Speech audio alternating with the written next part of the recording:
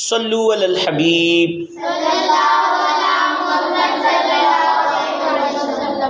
اعمال جو ہیں لوگوں کا استقبال کریں گے۔ سنیے، حضرت عمر بن قیس رحمۃ اللہ تعالی علیہ آپ فرماتے ہیں مسلمان جب اپنی قبر سے نکلے گا تو اس کا عمل خوبصورت شکل اور بہترین خوشبو کی صورت میں اس کا استقبال کرے گا اور اسے پوچھے گا تم مجھے پہچانتے ہو؟ بندہ کہے گا تم بہت خوبصورت ہو اور بہت خوشبودار بھی ہو، مگر میں تمہیں پہچانتا نہیں ہوں۔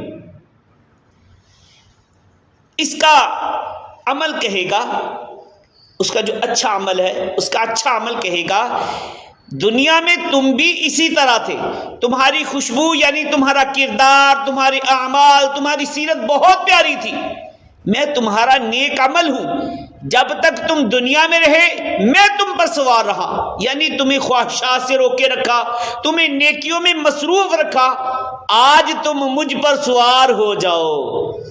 سبحان اللہ، سبحان اللہ، یہ ہے نیک اعمال۔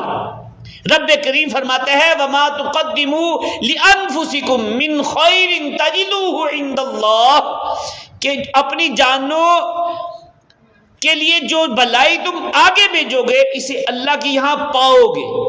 تو پتہ چلا ہم جو بھی نیکیاں کریں گے قیامت، روز قیامت جو انتہائی خوبصورت شکل و صورت میں انہیں اپنے سامنے پالیں گے، پھر ہمارے نیک اعمال ہماری شفاعت بھی کریں گے، اللہ پاک سے انعامات بھی دلوائیں گے اور جنت میں بھی پہنچائیں گے۔